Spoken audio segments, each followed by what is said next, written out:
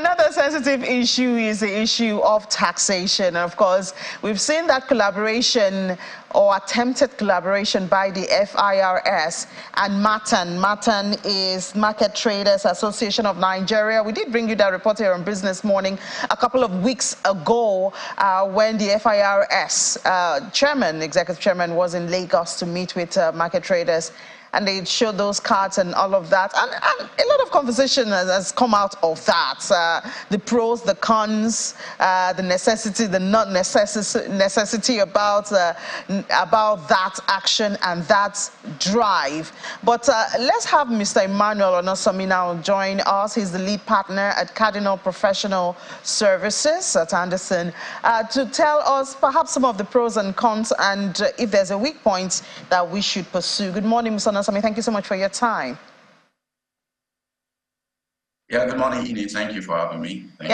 So I know this issue of taxing the informal sector raises a whole lot of dust. Informal sector is already overtaxed, especially, I mean, I can speak for Lagos.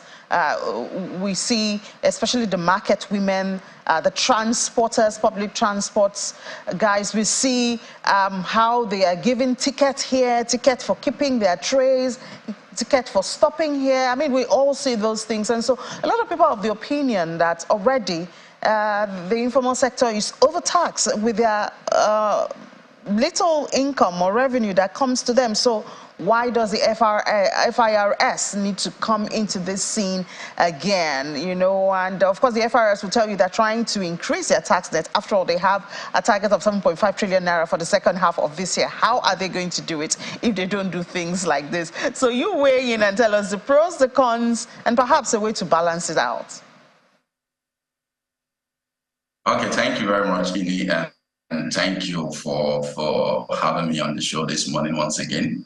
You know, I think it's important to mention that one of the cardinal objectives that the tax authority is trying to achieve with the partnership with MATAN is also to find an opportunity to relieve the market traders of the burden of multiple taxation going on within the open market spaces. You know, we agree with me today, you know, several interests are representative in the market collecting one form of taxes or the other from the traders. So one of the objectives that the tax authority, FIRS, has communicated in the MOU alongside the joint tax board is to say they will be collaborating with security agencies to see that the activities of touts and illegal collection agents, you know, operating in the market is stopped the moment the MOU kicks in, you know, and that we give the market people just one avenue of paying tax, which will be the VAT direct initiative. But the big question on the table is whether there is enough political will, you know, to get the tout out of the spaces, you know, and the FIRS needs to understand that while, you know, they are trying to shore revenue for VAT for the purpose of distribution among the federal, state, and local government, you know, there are some other political interests that are very operative when it comes to collecting daily dues and tariffs from the market operator. Do we have enough political will to stop this? With the security agency has communicated by the tax authority, we're able to put a final stop to multiple taxation for market. If that can be answered, you know, I think that has not been clearly, you know, answered by the FIRS in this MOU. If they can provide an answer to that, I think that would be one of the biggest pros from the initiative. Obviously, the market traders would appreciate if the FIRS can do that. But as you said, it looks like a very long journey because you've had this system infused in the tax collection system for a very long time. And that's why somebody would applaud someone like the governor of Abia State, you know, Mr. Alex Oti. Immediately going to office, he closed down all those, you know, leakages, tax collection that were kind of informal, you know, and then after some weeks, I think he was not able to construct or structure a system where he's comfortable with. But I mean, in reality, I know you talked about the political will.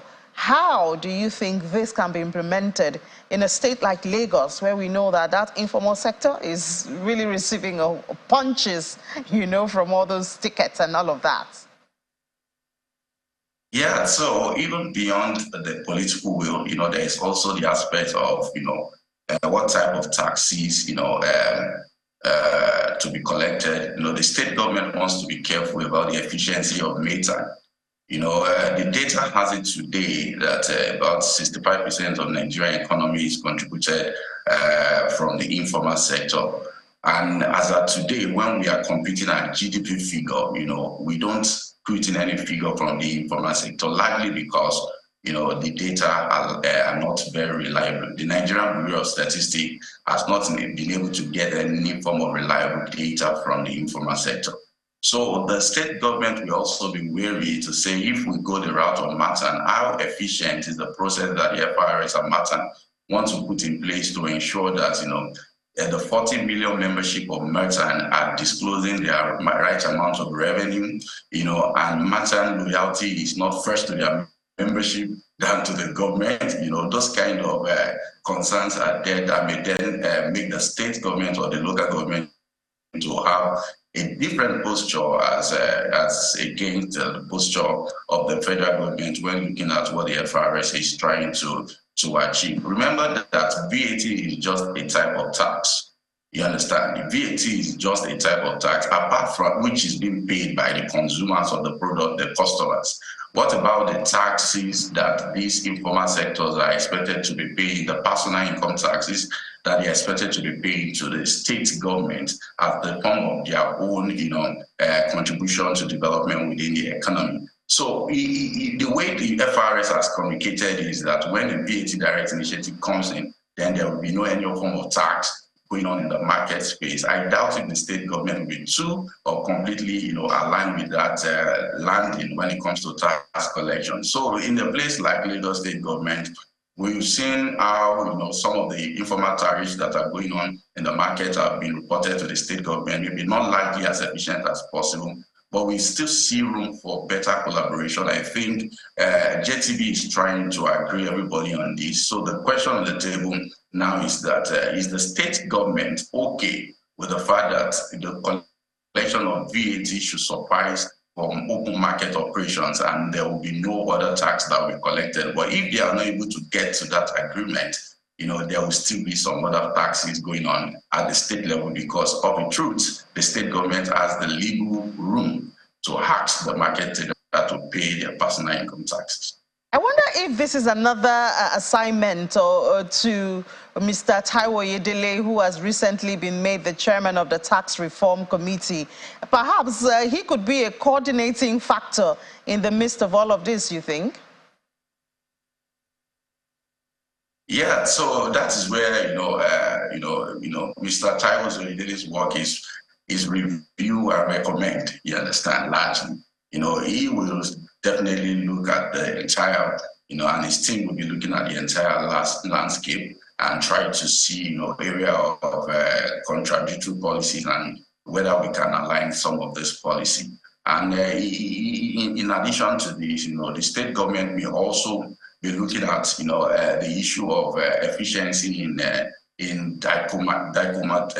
separating the type of people and the category of people that should fall in the tax net. Remember that the VAT direct initiative has said market trader that have less than 25 million naira revenue, according to the, you know, to the KAMA Act and the VAT Act, are not expected to pay to these taxes. Even the ones that are into the business that are directly exempted for VAT, like basic food items, educational products, medical products, you know, are not expected to pay VAT. So the partnership with METAN, you know, the state government may be wary to say, is METAN able to efficiently, you know, administer this for the purpose of ensuring that the right amount of taxes are collected? So if at all, Mr. Taiwo, the team will be working on this, also for better improving the implementation. Those are some of the areas of little loopholes that needs to be addressed. All right, thank you so much for your views, Mr. Emmanuel Nosomi,